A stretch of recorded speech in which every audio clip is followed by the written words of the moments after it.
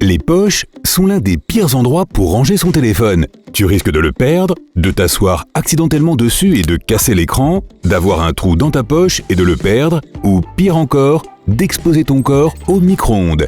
Non, je ne parle pas du micro-ondes de ta cuisine, mais bien de ton smartphone. Tu te souviens d'avoir appris ce qu'était le spectre électromagnétique à l'école. Il y a les ondes radio, les micro-ondes, les infrarouges, la lumière visible, les ultraviolets, les rayons X et les rayons gamma. Ils sont classés en fonction de la longueur d'onde et plus celle-ci est courte, plus elle est dangereuse pour la santé. Un téléphone dispose d'une gamme complète de signaux, données mobiles, Bluetooth, Wi-Fi et ce que l'on appelle la communication en champ proche, NFC. C'est-à-dire le pouvoir de ton téléphone d'interagir avec quelque chose à quelques centimètres de lui. Tous ces signaux se situent sur le spectre, entre les ondes radio et les micro-ondes. Maintenant, revenons aux micro-ondes de ta cuisine. Tu as vu qu'il est doté d'une épaisse vitre écran noir avec une maille sur la porte pour te protéger des micro-ondes qui s'agitent et rebondissent à l'intérieur et chauffent tes aliments. Voilà. Je ne dis pas que les téléphones émettent autant d'ondes potentiellement nocives que celles qui réchauffent tes plats. Remarque, ce serait cool. Imagine, tu reçois un appel et hop, ton repas est prêt. Mais il en émet et en reçoit. Et toi, tu places cet émetteur tout contre ton corps quand tu gardes ton téléphone dans ta poche. Et tu as deviné ce qui arrive, ton corps absorbe ces ondes. Rassure-toi, la radio et les micro-ondes ne sont pas non plus capables d'endommager ton ADN. Elles se situent à l'autre extrémité du spectre. Les ultraviolets, pense au soleil, les rayons X et les rayons gamma.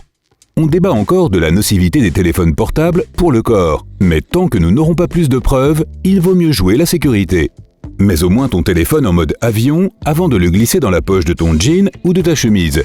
Si tu as peur de mettre ces micro-ondes contre ton cerveau, opte pour un kit main libre. Les haut-parleurs, le chat vidéo ou même les SMS sont aussi un bon moyen de communiquer.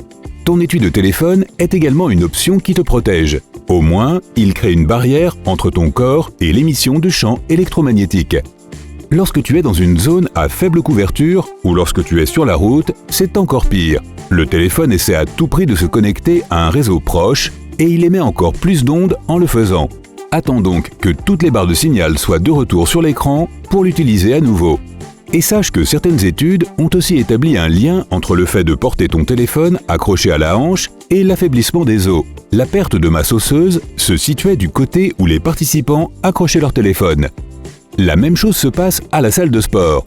Tout d'abord, tu transpires quand tu fais ta gym, donc tu remplis ton précieux téléphone de tout un tas de bactéries. Berk. Et il y a toujours la question des champs électromagnétiques. Garde donc ton téléphone loin de ton corps, ou mieux, laisse-le tout simplement dans ton sac de sport. Ne le laisse pas non plus sur le comptoir de la salle de bain pendant que tu prends ta douche. L'humidité s'accumule à l'intérieur de l'appareil, la condensation s'installe et cela peut endommager les pièces internes. En fait, garde carrément ton téléphone hors de la salle de bain. Il y a une foule de germes prêts à se ruer sur ton appareil. Chaque fois que tu tires la chasse d'eau, elle pulvérise des microbes sur tout ce qui se trouve dans un rayon de 1 à 2 mètres. Et toi ensuite, tu presses ce truc contre ton visage pour répondre à tes appels. Berk! Ton téléphone est presque 7 fois plus sale qu'un siège de toilette. Tu te rends compte? Les bactéries sont ensuite piégées dans tes pores et peuvent te donner des boutons. Désinfecte ton téléphone tous les jours. Faisons une règle. Tu rentres à la maison, tu enlèves l'étui et tu frottes le tout avec un chiffon doux trempé dans une solution alcool-eau. Ne le mets pas non plus sous l'oreiller pendant que tu dors. Non, absolument non. 1. Il a été démontré que cela peut provoquer des incendies, surtout lorsqu'il est également en train de charger. 2. Toujours ce sujet des champs électromagnétiques. Ne le mets pas non plus sur ta table de nuit. Achète-toi donc un réveil ordinaire. Ou bien mets carrément ton téléphone de l'autre côté de la pièce, une petite astuce pour t'aider à te lever sans appuyer sur le bouton snooze. Le mieux est sans doute de laisser ton téléphone hors de la chambre, tout comme la télévision. La lumière bleue de l'écran fait baisser ton taux de mélatonine, la substance que ton corps produit pour te faire dormir la nuit. Essaie de ne pas utiliser ton téléphone ou ta tablette au moins 1 heure avant de te coucher. Si tu dois vraiment avoir ton téléphone à côté de toi, va au moins dans les réglages et active le filtre de la lumière bleue. Pendant que tu y es, règle la luminosité et augmente la taille des caractères. Ces petits caractères peuvent provoquer des maux de tête et une fatigue oculaire. Si tu as accidentellement cassé l'écran, remplace-le par un neuf dès que possible. Tu peux te dire que ce n'est pas un gros problème puisque l'écran tactile fonctionne toujours. Mais toute la graisse, la poussière et les bactéries passeront par les fissures et endommageront l'écran. Lorsque tu es en voiture, ne mets pas ton téléphone dans la boîte à gants en été et ne le laisse pas du tout dans la voiture en hiver. La température peut être trop extrême. Je sais qui fait ça. Eh bien, voici le genre de cas où tu peux faire ça.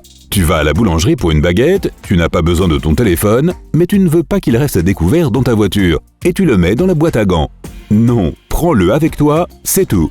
Mais ne le jette pas non plus n'importe comment dans ton sac. Il peut être rayé par tes clés et les ports seront bloqués par des bouloches et poussières.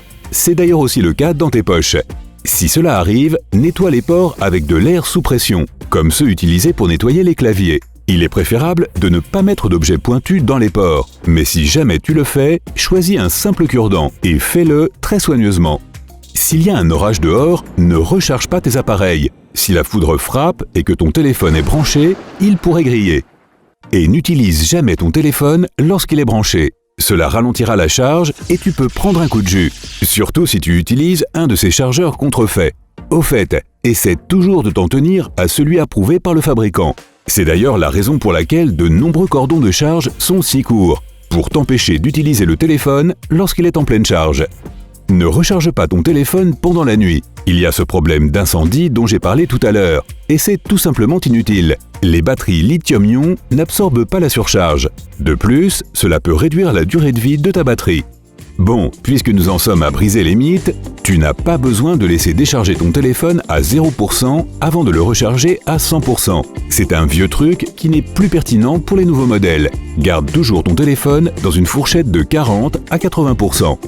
Et méfie-toi des applications d'économie d'énergie. Elles ne font qu'épuiser la batterie en fonctionnant en arrière-plan. La seule chose qu'elles font, c'est de restreindre les autres applications en arrière-plan. Et c'est quelque chose que tu peux établir toi-même dans les paramètres.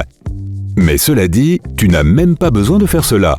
Avoir plusieurs applications ouvertes n'épuise pas ta batterie, tant que les applications en arrière-plan ne fonctionnent pas activement, comme la localisation ou le lecteur de musique. Si tu ne veux pas fermer toutes les applications en veille, laisse-les tout simplement. Conserve autant de données que possible dans le cloud. Trop de fichiers sur ton téléphone peut le ralentir. Et si tout est dans le cloud, tu pourras y accéder depuis n'importe lequel de tes appareils. Bon, prêt pour le quiz? Je plaisante. Si tu as appris quelque chose de nouveau aujourd'hui, alors mets un like à cette vidéo et partage-la avec un ami. Et voici d'autres vidéos que tu devrais apprécier. Il te suffit de cliquer à gauche ou à droite et de rester du côté sympa de la vie.